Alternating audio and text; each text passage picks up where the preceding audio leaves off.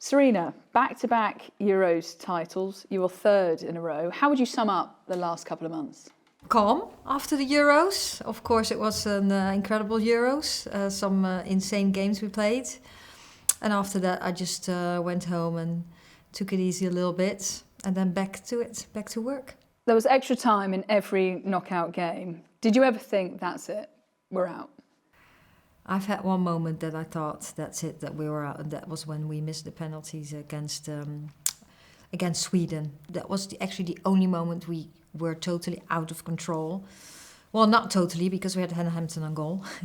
But then Hannah Hampton stopped the ball and they missed it in those moments. So that was the only moment I thought, we might go home to her. But it's never done until it's done. And I know that too. There was so much late drama in Switzerland. What did you learn about your team in those moments that perhaps you didn't know was there before? What stuck with me, that's the calmness that stayed in the team and the belief. That's what I learned a lot. Like we believed in each other, and every time we needed something, we believed that we could make it happen. Lucy Bronze told us that when the final went to penalties, she knew England would win because you were so well prepared. Did you share that same belief in that moment? Yeah, because after that, after the final whistle, I knew we could do it because we had done it before. And as a team, we were the best prepared when we had the experience.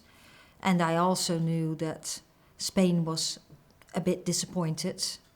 And we were not. We were like, okay, penalties, we can do this. From Chloe Kelly's heroics, that winning penalty, to seeing all the fans, 65,000 along the Mall, what was your favourite memory of winning the Euros? Oh, well, that's really hard to say, because I think these Euros were so emotional. Of course, during the games, you're calm and trying to concentrate, but the outcome was always so close in all these games that there were so many very good moments. But what sticks with me the most is just the way the team was bonded. And there's so many things that I could take from these Euros, but it was so special, the environment we were in and how the team was. And that's, of course, the players, but also with staff. That was very, very special. 2 words, Burna Boy. Was that a dream come true? No, well, I didn't dream of that. It was just a huge surprise and I really enjoyed it. And you knew all the words? Yeah, I know. Well, I really loved that song. I told that before, so that was a secret probably. But it was a huge surprise. And we were in the relaxed mode after winning the Euros. And yeah, as I said, I just really enjoyed the moment. 3 Euros titles and 2 World Cup finals. Is the World Cup the one you're really striving to achieve, as it would complete the set? Yeah, of course I have that dream too. You want to go there, but I also know it's so hard to make a final. Yes, we made 5 in a row, well with the Netherlands and with England, which I never ever take for granted, and I don't think that is kind of normal. But you just do your best, and you hope that you're going to be successful. You just go out there to be the best prepared, to give your everything, to be as the best I can be, to support the players and staff in the best possible way. And then you're going to try and win every single game when you're in a tournament. And that's what we're going to try again too, and not take for granted that we still have to qualify and then go to the tournament. And it's becoming harder and harder. I don't know how big the chances will be. You never know. But for me, it doesn't matter how big the chances. We're just going for it. But I've also learned in life that this is more than just winning, and I think we've created and we've had a positive impact on society, which is worth a lot too. Lucy told us she wants to play for a few more years before she retires. That must be music to your ears before a World Cup. Yeah, that is, and I hope everyone wants that. And of course, I can pick together with staff the best players of the country that we think are the best players of the country, so we can pick the best team. And if she makes the World Cup, that means that she's still fit and she's still performing at the highest level. And I also hope she gets more competition behind her, so that drives the team to the next level, and that's what we need. But let's see what happens. And of course, as I said before, I hope she'll be with us. because that means that she's in a good place. She said she's hoping to be fit and firing if England reach the World Cup, but ultimately it's down to you. No, it's down to her. Of course, I hope she's fit and she keeps performing the way she does. She has a huge contribution on and off the pitch to this team. And let's see how things go. I know what she wants. And I just hope that we get there and with Lucy with us. Someone you'll be without for this World Cup cycle is Millie Bright, following her international retirement.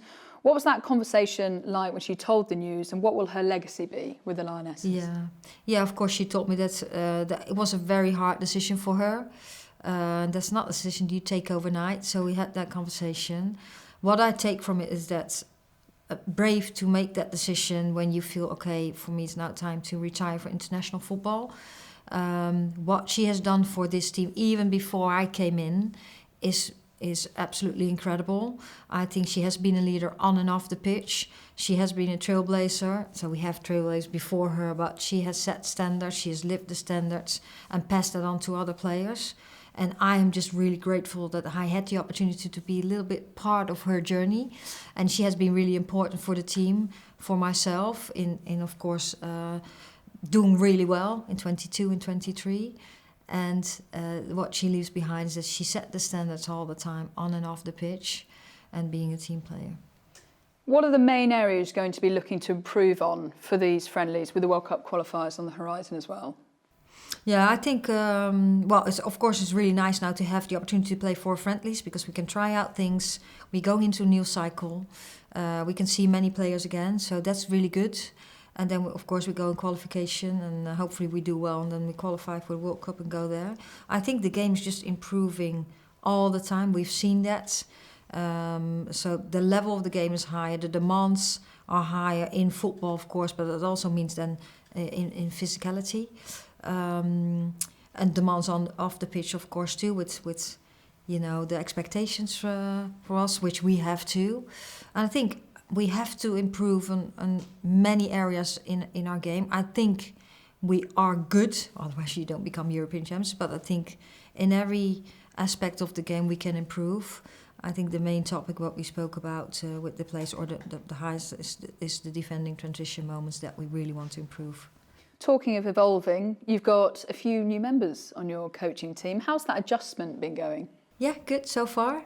So they came in September, and Janke and Arvid you're talking about. So of course we got up to speed. We had the handover, and now we're finally on the pitch with the players. So it looks good. Of course there is change, but that also brings new energy, new dynamics. That's very exciting.